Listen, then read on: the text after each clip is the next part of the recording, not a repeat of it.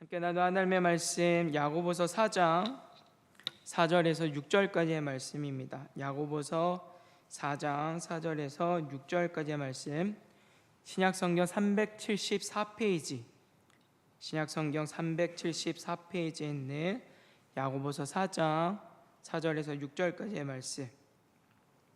우리 짧은 말씀이니까 한 목소리로 합독하도록 하겠습니다. 함께 했습니다. 시작. 가늠한 여인들아, 세상과 벗된 것이 하나님과 원수됨을 알지 못하느냐? 그런즉 누구든지 세상과 벗이 되고자 하는 자는 그 스스로 하나님과 원수되는 것이니라. 너희는 하나님이 우리 속에 거하게 하신 성령이 시기하기까지 사모한다 하신 말씀을 헛된 줄로 생각하느냐? 그러나 더욱 큰 은혜를 주시나니 그러므로 일렀으되 하나님이 교만한 자를 물리치시고 겸손한 자에게 은혜를 주신다 하였느니라. 아멘. 이 시간에는 본문 말씀을 중심으로 세상의 벗, 하나님의 원수라는 제목으로 함께 은혜를 나누겠습니다. 앞서 교회 공동체 안에서 일어나고 있던 여러 가지 다툼과 싸움의 그 원인에 대해서 종역, 또 우리 안에 있는 탐심에 있다라고 하는 것들을 소개한 이제 야고보는 오늘 본문에서는 그 종역을 따라 살아가는 일이 세상에 벗되는 일이고 이것은 곧 하나님과 원수되는 일이다라고 우리에게 경고합니다.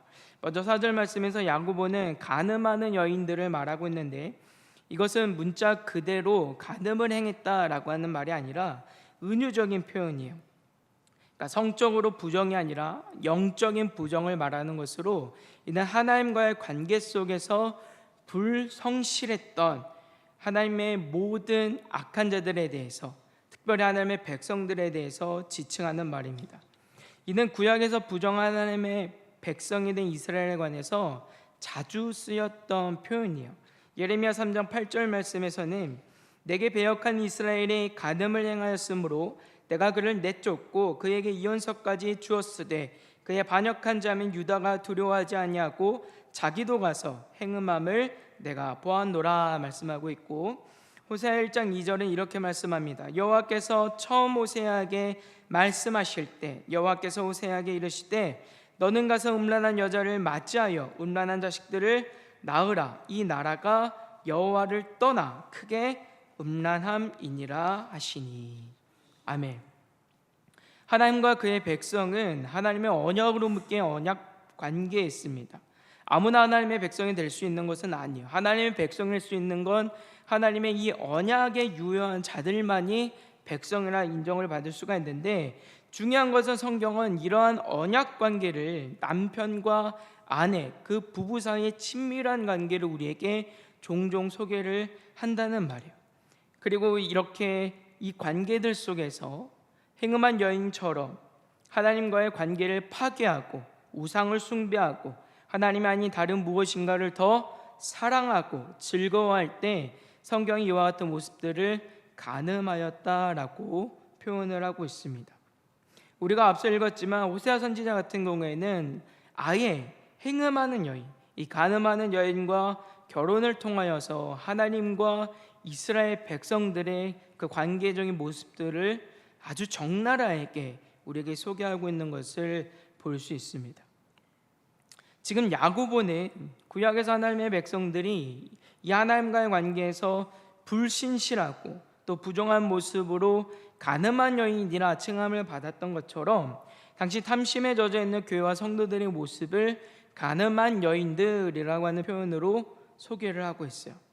이러한 표현은 당시 이 편지를 받는 대부분의 독자들이 유대인이었다라고 하는 점을 생각을 해볼 때 이 의미가 어떤 의도에서 지금 이렇게 표현이 되고 있는지 명백히 알았을 것이 틀림없습니다. 어떤 부분에서는 굉장히 충격을 받는 일들일 수도 있는 표현이에요.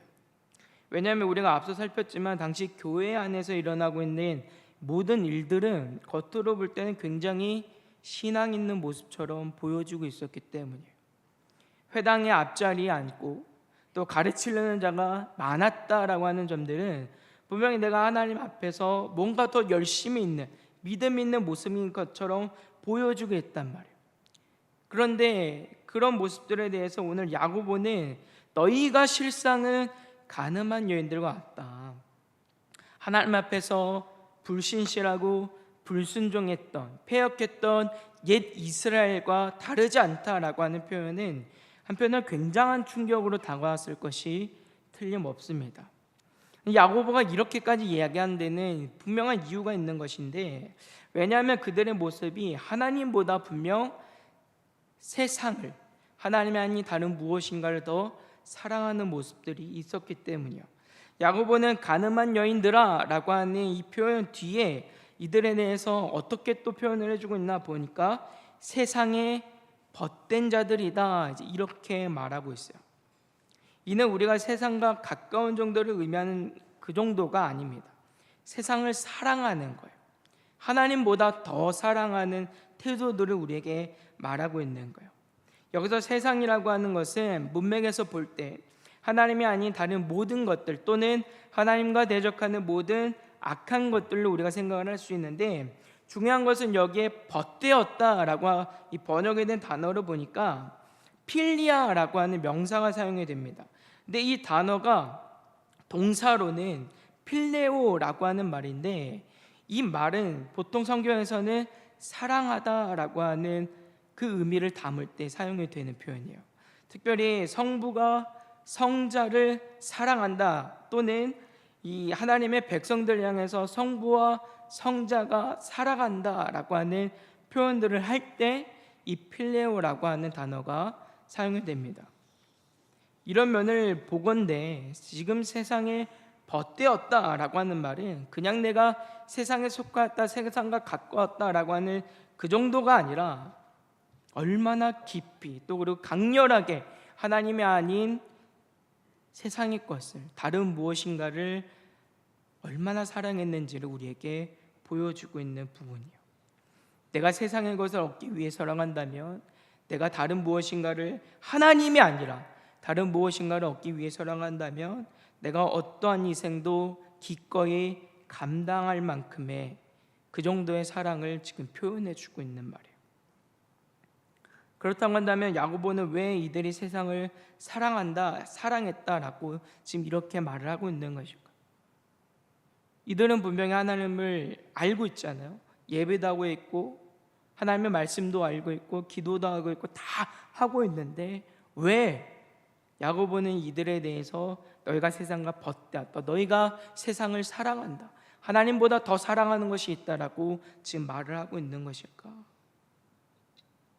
야고보가 이런 말을 할 때는 어떤 특정한 행동이 있기 때문에 이런 말을 하고 있는 것은 아닙니다. 이 말의 의도는 우리가 예수님을 믿고 예수님을 사랑하는 것이 우리가 전부이고, 이 일보다 우선되는 것이 만약에 있다고 한다면 그것이 다 세상과 벗된 일이다라고 하는 의미로 우리에게 설명해 주고 있는 거예요. 우리가 지난주에도 잠깐 나눴지만, 우리가 하나님 앞에 구할 때 우리의 필요를 따라서 때로는 물질도 구하고 건강도 구하고, 또는 우리가 이루고자 하는 어떤 목표가 있을 때 이것도 하나님께 도우심을 구합니다. 그러나 그 모든 것들을 우리가 다 악하고 부정한 것으로 생각해서 마치 그것이 우리가 하나님이 아니라 세상을 사랑하는 것처럼 생각하는 그런 경향들이 있는데, 여기서는 그런 표현을 하고 있는 게 아니에요. 하나님만이 온 우주의 만물의 주인 되시기 때문에 우리는 하나님이 주시지 않으면 받을 수 없어서, 그렇기 때문에 우리는 마땅히 하나님께로만 찾고 하나님께로만 받는 사람들이어야 합니다. 그러나 주의할 것은 무엇이냐면, 내가 지금 구하는 것, 내가 지금 이루고자 하는 무엇인가가, 그 필요가 하나님보다 크다고 한다면 그것이 세상과 벗된 모습이라고 하는 거예요. 하나님, 나 건강이 필요합니다. 근데 건강이 중요할 수 있어요. 그런데 그 건강이 하나님보다 내게 더 중요한 가치라고 한다면 그것이 세상과 벗된 사람의 모습이라고요. 건강 때문에 하나님을 예배하고 하나님께 기도하고 하나님의 말씀을 순종하고 하나님이 주시는 은혜의 기회들과 자리들을 내가 외면하거나 포기하거나 주저하는 일이 있다고 한다면, 그런 모습들이 세상과 벗된 자의 모습이라는 말이에요. 우리가 히브리서에서 배웠지만 고난과 여러 어려움들로 인해서 아예 예수 그리스도를 믿기를 포기하거나 또는 다시 유대교로 돌아가려고 하는 이 문제들이 있을 때 히브리서 기자는 그것이 이 땅에 안주하려는 삶과 같다라고 설명합니다. 오늘 야고보도 마찬가지의 의미로 우리에게 이런 설명들을 하고 있는 거예요. 야고보의 중요한 배경은 어디에 있습니까? 깨어지고 흩어진 교회 공동체, 그리고 여러 가지 시험들로 인하여서 믿음이 흔들리고 또 어떤 경우에는 내가 예수 믿기를 아예 포기하거나 또는 유대교로 돌아가려고 하는 일들이 야고보 때도 분명히 있었다라고 하는 점이죠. 이런 관점에서 볼 때 오늘 세상과 버탄다, 세상을 사랑했다라고 하는 말은 결국 어떤 의미냐면 어떤 이유에서든지 내가 예수 그리스도를 믿는 믿음을 포기하거나 그것을 양보하거나 이 일이 최우선의 가치가 되지 않는다고 한다면 그 모든 일은 하나님 앞에서는 영적인 간음이다 라고 말하고 있는 거예요. 그게 세상을 사랑하는 일이라는 말이에요. 그래서 우리가 여기서 아주 중요한 우리 믿음과 신앙의 원칙이 무엇인지를 생각해 보게 되는 겁니다. 우리의 믿음은 하나님을 사랑하거나 아니면 세상을 사랑하거나 둘 중에 하나밖에 없다라고 하는 거예요. 그 중간지대, 중립지대 같은 건 없습니다. 하나님은 우리가 하나님 앞에 갖는 어떤 제의뿐만이 아니라 우리가 일반의 삶에서도 하나님 앞에 예배자로서의 삶을 살아가기를 원하시는 분이세요. 그러니까 다시 말해서 구약에서도 제사를 드릴 때 죄의 문제를 해결하고 나면 그게 끝이 아니고 죄의 문제를 해결받는 사람은 그 삶을, 그 은혜를 그의 가정과 삶의 자리에서 살아내야 된다고요. 그런데 그렇게 하지 못하니까 어떤 문제가 생깁니까? 제사는 있지만 삶은, 그 삶에 어울리는 모습들이 안 나타나는 거예요. 겉으로는 내가 하나님을 사랑한다라고는 말하지만 실제로는 나는 하나님을 사랑하지 않는 자의 모습으로 살아가고 있었다, 그 말이에요. 하나님은 그런 걸 원하지 않으세요. 하나님은 제사 때만 하나님을 사랑하고 일반의 우리의 삶에서는 그것과는 상관없는 모습으로 살아가도 괜찮다, 이런 식으로 생각하는 분이 아니시라고요. 제사를 했으면 하나님 앞에 어떤 종교적인 행위나 어떤 제의를 했으면 거기에 맞는 삶이 같이 와야 되는 거예요. 가정에서도 직장에서도 우리의 삶의 자리에서도 그것들이 나타나줘야 된다고요. 오늘 내가 주일날 예배했으니까 일반 삶에서는 나 그냥 그대로 살아가도 뭐 괜찮겠지, 하나님이 나 용서하셨으니까 내 마음대로 살아도 괜찮겠지, 하나님 상관없이 살아도 괜찮겠지, 이런 태도는 하나님이 기뻐하시는 온전한 모습이 아니라는 말이에요.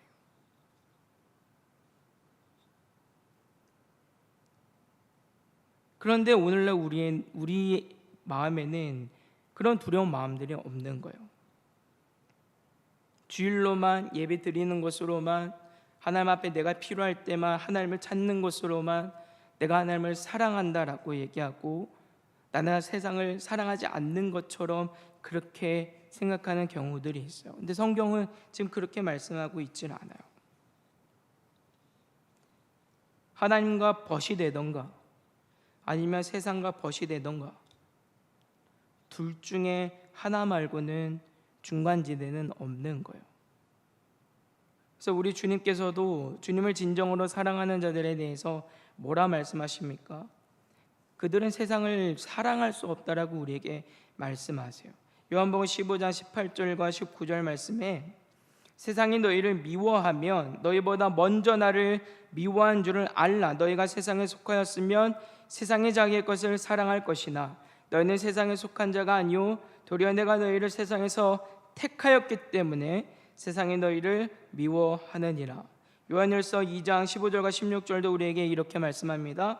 이 세상이나 세상에 있는 것들을 사랑하지 말라. 누구든지 세상을 사랑하면 아버지의 사랑이 그 안에 있지 아니하니 이는 세상에 있는 모든 것이 육신의 정욕과 안목의 정욕과 이생의 자랑이니 다 아버지께로부터 온 것이 아니요 세상으로부터 온 것이니라.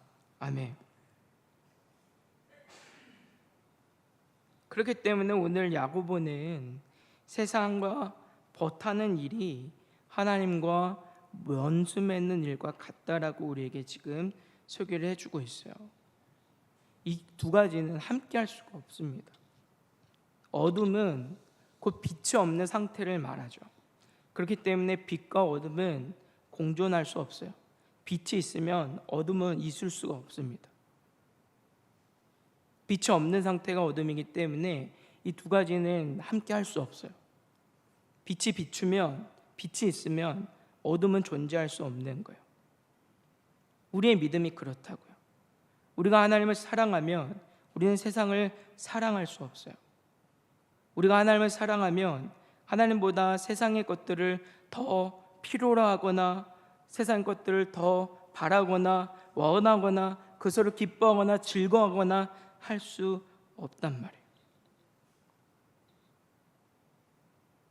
이게 우리의 믿음이어야 되는 거예요. 그래서 오늘 본문 말씀에서도 중요하게 야고보가 우리에게 무엇을 말씀하시는가 보면 이렇게 말씀하고 있어요. 5절 말씀에 이렇게 말씀합니다. 너희는 하나님이 우리 속에 거하게 하신 성령이 시기하기까지 사모한다 하신 말씀을 헛된 줄로 생각하느냐. 아멘. 이 구절을 우리가 해석하는데 상당히 난해하고 어려운 구절 가운데 하나입니다. 일단 이 구절이 어려운 것 중에 제일 어려운 이유가 어디에 있냐면 성령이 시기하기까지 사모하신다라고 하는 이 말씀을 우리가 어떻게 이해를 해야 되는가, 여기에 어려움이 있기 때문이에요. 일단 이 구절에 상응하는 구절이 구약 성경에는 없습니다. 성령의 시기하기까지 사모한다 하신 그 말씀을 헛된 줄로 아느냐. 이제 야고보는 이렇게 얘기를 하고 있지만 실제로는 이 말씀에 대응하는 구절이 구약 성경에는 있지 않아요. 다만 하나님께서 백성들을 사랑하신 것을 이제 나타내실 때 질투하기까지 사랑하시는 분으로 이제 말씀하실 때 이제 등장을 하지만 그것 외에는 구체적인 구문으로 이 본문이 등장하는 부분들이 없습니다. 그래서 우리가 이 본문을 이해를 할 때는 어떤 문자적인 말씀의 인용이 아니라 구약 성경 전체에서 가르쳐주고 있는 이 주제에 따라서 그 주제를 표현하는 것으로 우리가 먼저는 이해를 해야 되는 것이고, 그리고 두 번째로 중요한 게 성령으로 해석이 된 부분이에요. 성령. 우리는 그냥 이 부분을 이제 성령으로 봐왔지만 사실 이 부분을 성령으로 볼 수 없습니다. 그러니까 지금 여기 성령으로 번역이 된 단어가 어떻게 되어 있는가 보면 원문에서는 푸뉴마라고 하는 단어가 사용이 되는데 보통 이 단어가 성경에서는 성령으로 많이 나타날 때 사용이 되는 게 맞아요. 그렇지만 오늘 본문 안에서는 그렇게 보기가 어렵습니다. 일단 푸뉴마라고 하는 단어는 기본적으로 우리가 성령으로도 볼 수 있지만 영으로도 번역이 가능해요. 영으로. 그리고 야고보서 전체 내용에서 살펴볼 때 야고보에서 그 앞정에서도 성령에 대한 언급이 없었어요. 근데 여기서 갑작스럽게 이제 성령이 등장한다? 그것은 문맥상으로 어울리지 않습니다. 그리고 뿐만 아니라 이 푸뉴마라고 하는 단어 앞에 호라고 하는 전치사가 사용이 돼요. 그러니까 특정한 어떤 무엇인가를 이제 지칭하는 이런 단어가 이제 사용이 되는데 이런 부분들을 우리가 생각을 해볼 때 이 푸뉴마라고 하는 단어는 성령으로 번역을 할 것이 아니고 그냥 문자 그대로 그 영 이렇게 해석을 하는 게 맞습니다. 이렇게 볼 때 이 부분을 우리가 이제 어떻게 해석을 해야 되느냐라고 한다면 이렇게 이제 해석을 할 수가 있어요. 너희는 하나님이 우리 안에 거하게 하신 그 영을 그가 질투하기까지 사모하고 있다. 아멘. 다시 한번 들어보세요. 너희는 하나님이 우리 안에 거하게 하신 그 영을 그가 질투하기까지 사모하고 있다. 그러니까 하나님이 우리 안에 부어주신 그 영을 질투하기까지 사랑하고 계시다라고 하는 거예요. 우리 안에 있는 영. 이게 무슨 의미겠습니까? 이건 기본적으로 하나님이 우리를 얼마나 깊이 사랑하시는지를 이제 보여주는 내용인데, 특별히 이 영이라고 하는 부분들이 어떻게 보여주는가 보면 창세기 2장 7절에 이렇게 말씀을 하고 있어요. 여호와 하나님이 땅의 흙으로 사람을 지으시고 생기를 그 코에 불어넣으시니 사람이 생명이 되니라. 아멘. 여기서 말씀할 때 생명이 되니라라고 할 때 그 코에 생기를 불어넣으셨잖아요. 이 부분을 우리가 오늘 본문에서 그 영으로 보게 되는데, 이렇게 본다고 한다면 하나님이 우리 안에 있는 영을 질투하기까지 사랑하신다라고 하는 것은 우리가 하나님이 아닌 것을 사랑하는 그때라도 하나님께서 우리를 사랑하신다라고 하는 의미로 이해할 수 있어요. 그러니까 이 부분에서 우리가 하나님께서 우리를 얼마나 사랑하시는지를 알 수 있는 대목이죠. 그러니까 다시 정리해드리면, 앞에서 우리가 세상과 벗된 자에 대해서 살폈지 않습니까? 하나님보다 세상을 더 사랑하는 모습들이 있는 거예요. 그게 우리의 지금 영의 모습이라고요. 그런데 하나님께서 그 영을 어떻게 사랑하신다고요? 질투하기까지 사랑하신다라고 지금 말씀하고 있어요. 우리가 하나님이 아니라 다른 무엇인가를 사랑하는 그 모습을 보실 때 하나님께서 우리를 질투하시지만, 그렇다고 우리를 외면하시거나 버리시거나 포기하시는 방식이 아니라 그럼에도 불구하고 그렇게 끝까지 우리를 사랑해 주신다라고 하는 표현이에요. 이 말씀을 가장 잘 표현한 말씀이 로마서 5장 8절의 말씀입니다. 우리가 아직 죄인 되었을 때 그리스도께서 우리를 위하여 죽으심으로 하나님께서 우리에 대한 자기의 사랑을 확증하셨느니라. 아멘. 하나님은 우리가 아직 세상에 속해 살아가는 죄인일 때 이미 우리를 사랑하셨다라고 성경은 말씀하고 있고, 그 사랑을 위해서 예수 그리스도, 세상의 그 어떤 것과도 비교할 수 없는 주님의 값으로 우리를 사셨고, 그렇게 우리를 향한 사랑을 확증해 주셨다라고 말씀하고 있어요. 이것이 하나님께서 우리를 질투하기까지 사모하시는 사랑의 내용입니다. 야고보가 이런 내용들을 말하고 있는 이유는 우리가 이렇게 받을 수 없는 큰 사랑을 받은 자가 되었기 때문에, 우리가 세상에 속하여서 우리의 필요 때문에 하나님을 버리고 하나님을 외면하고 세상의 것들을 더 사랑하면서 세상의 것들을 더 의지하면서 살아갈 것이 아니라, 그것이 예수님을 믿는 믿음의 방해나 거칠 내용들이 되는 것이 아니라 오히려 더더욱 하나님을 더 사모하고 사랑하고 하나님을 의지하고 사모하는 내용이 되어야 된다라고 하는 것들을 우리에게 가르쳐주고 있는 거예요. 그래서 6절은 이렇게 말씀합니다. 그러나 더욱 큰 은혜를 주시나니 그러므로 일렀으되 하나님이 교만한 자를 물리치시고 겸손한 자에게 은혜를 주신다 하였느니라. 아멘. 하나님 앞에서 불경건하고 불성실하고 불순종하고 불신실하게 살아가는 것이 아니라 하나님과의 관계를 가장 중요하게 귀하게 여기면서 세상의 벗이 아니라 하나님의 벗으로 살아갈 것을 야고보는 권면하고 있습니다.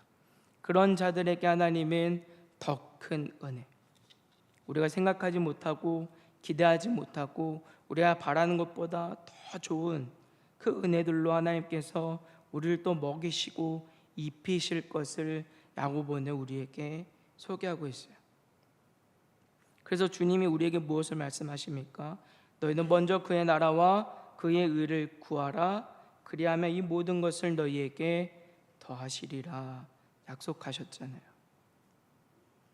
세상에서 살아갈 때 우리는 때로는 곤고할 수 있습니다. 궁핍할 수 있고 어려움이 있을 수 있고, 그러나 그것이 우리가 예수님을 믿지 않거나 믿는 일들의 방해가 되거나 하나님 앞에 불순종할 수 있는 내용은 되지 않음을 기억하시기를 주님의 이름으로 부탁을 드립니다.